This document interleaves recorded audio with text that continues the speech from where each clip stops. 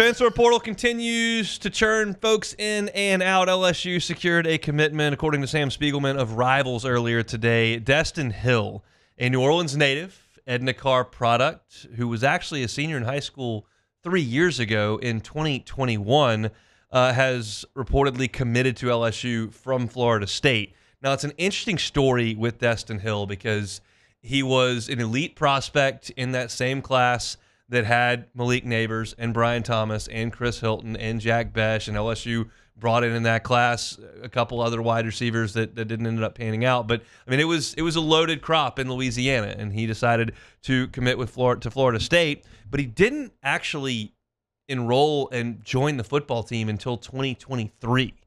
And then when he did, he was a 21-year-old freshman. He played against LSU in that 2023 game, season opener over in Orlando. And played in 10 games as a 21-year-old true freshman. Then in spring ball last year, this year, but last season, he got hurt and he missed this entire year at Florida State with an injury. So you're talking about a 22, 23-year-old young man who has played 10 games of football in the last, what will be 4 years. So this is a guy that they bring in, a big-time speed guy, played with Aaron Anderson at Carr, and he's just an addition depth-wise into the room, but not a guy who's had a big impact on the football field in a substantial amount of time. But I wanted to take this time with Destyn Hill committing to look at what LSU's wide receiver room looks like now, because you had a lot of concern with Kyren Lacy moving out, with C.J. Daniels kind of, to some, surprisingly entering the transfer portal. And so you're kind of looking around going, well, Lacy led you in yards with 866 this past year, and he scored 9 touchdowns. That was the leader for you as well. Mason Taylor was your second leader in terms of number of receptions. He's obviously moving on to the draft. And then C.J. Daniels was 4th on your team in receptions. Josh Williams was 5th, and he's moving on. So, you have a lot of production to replace from a pass-catching standpoint. You look at what you had coming back, and it looks like, as of right now, all of these guys are coming back. Aaron Anderson announced he'll return. He had 53 catches for you, had just under 800 yards, 5 touchdowns, which was second on the team, and we all think had a breakout year. Of course, the highlight was probably the 76-yarder he took to the house against Texas A&M, but he showed you that he can stretch the field a little bit, did that in the South Carolina game, and of course, he can work the slot. He's incredibly shifty and quick, and that's a guy who's got big-time playmaking potential. You saw it with the kickoff return for a touchdown a couple weeks ago, so that's a guy you bring back, and he's your most proven commodity catching the football. Zavion Thomas is what he is. He had 20 catches this year for 188 yards, had a couple touchdowns. You can get him involved in the passing game. Is he going to be a number one option? No. But is he explosive? Is he a guy that defensive coordinators have to account for when he's on the field, especially sideline to sideline? Yeah, and that's kind of his role here. We know Chris Hilton's story by now. Elite speed, saw it in the game against Oklahoma, 2 touchdowns. Maybe that's a guy that stays healthy and becomes a really productive player for you, but he hasn't necessarily proven that. And you got Kyle Parker coming off of an injury. You've got Jelani Watkins, who's probably the fastest guy on your team. I go back to my conversation with Dennis Shaver, LSU's track coach, every single Saturday on the pregame show. I talked to another head coach on campus for 5 or 6 minutes, and Coach Shaver came on early in the season, and I point blank asked him, I was like, are Caden Durham and Jelani Watkins legitimately fast enough to run track at LSU? Not to run track in college, not to go over to Hammond and run track, not to run at McNeese, not to go run track at UTEP. Can they run track at LSU where y'all win national championships? And Dennis Shaver said, yes. Just point blank, yes. Jelani Watkins, huge speed.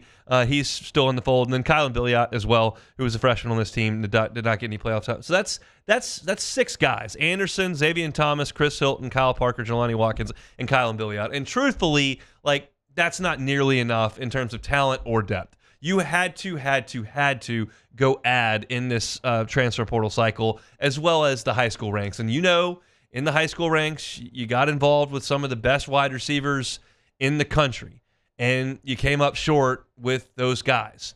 So you end up with Teron Francis, you come up with Phillip Wright, and those are 2 in-state players that you feel like are talented, but you're not talking about DeCorian Moore. You're not talking about Khalil Lockett. You're not talking about Jamie French. Like, these are the elite 5-star guys you were in the mix for. You didn't get those guys, but you get a couple of in-state guys. And look, we've seen plenty of in-state wide receivers that weren't quite as heralded from South Louisiana show up and ball. So you bring them in.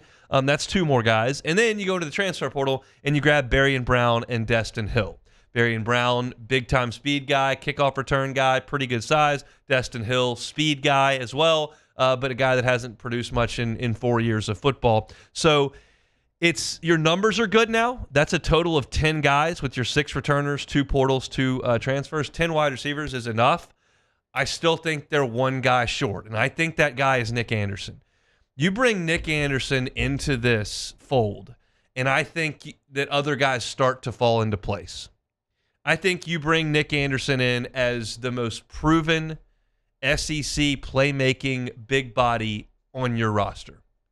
He had 10 touchdowns at Oklahoma as a freshman. That set the Oklahoma record. And he was hurt all this year after week 2, so we didn't see his sophomore campaign. But by all accounts, he's ready to go now. And if you can get that guy in, then I think that becomes Nick Anderson as your number 1, with Aaron Anderson as a very strong number 2. I'm okay putting Chris Hilton in there as a number 3 option with the ability to do what he does, which is stretch the field. And then if you can get something out of Berrien Brown and Kyle Parker and Xavier Thomas as kind of that 4th option, which, truth be told, you don't often go down to your 4th guy. Like, the greatest passing offense we've ever seen at LSU in 2019, you had Chase and Jefferson at the top. You had Terrace Marshall right there behind them. And then you basically had Thad Moss and, like, who was next? Like, it didn't matter. Like, that's enough guys, if you're healthy, to be a really good receiving core. I'm less comfortable with Aaron Anderson as your 1 and then, like, Berrien Brown and Chris Hilton as your, like, number 2 options. That feels like you're pushing it a little bit. I'd really rather slot Nick Anderson at the top here and then have it funnel backwards.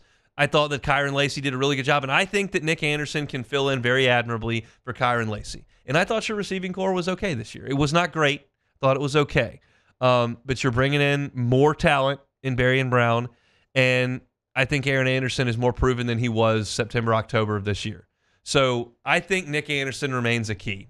What we're being told right now, if you read the folks over at On 3, I spent some time over at TexAgs today, LSU and Texas A&M are right in the mix for this thing for Nick Anderson. It's basically Texas A&M selling him on playing at home. He's from Katy, right outside of Houston.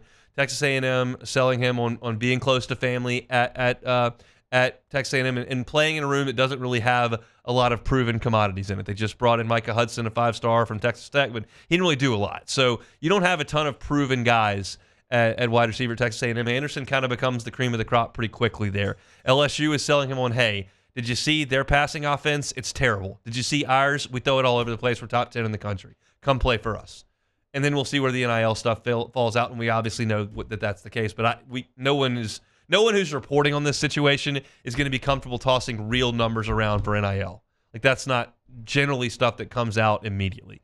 So I think you're going to talk about 2 programs that are very interested in Nick Anderson, that have hosted him for visits, that have NIL money to spend, and then that's the pitch outside of that, those 2. And so we'll see where things shake out. The feeling is that it's 1:10 on Tuesday right now.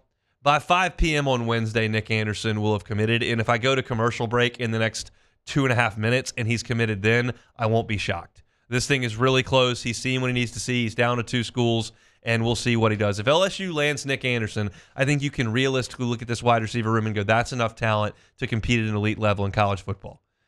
You've done enough by going to get Nick Anderson, Berrien Brown, Destyn Hill, Teron Francis, Phillip Wright, and keeping Anderson and Hilton in the mix. You've got enough guys to go win at wide receiver at this point. I'm a little uncomfortable with where it sits right now, but I think you could land Nick Anderson shortly, and I think that'd be a really, really good thing for LSU. Hey, thanks for watching Hunt on LSU. Before you get out of here, do us a couple of favors. Hit that like button, leave your comments below, and subscribe to the channel for all your Fighting Tiger football talk. See you next time.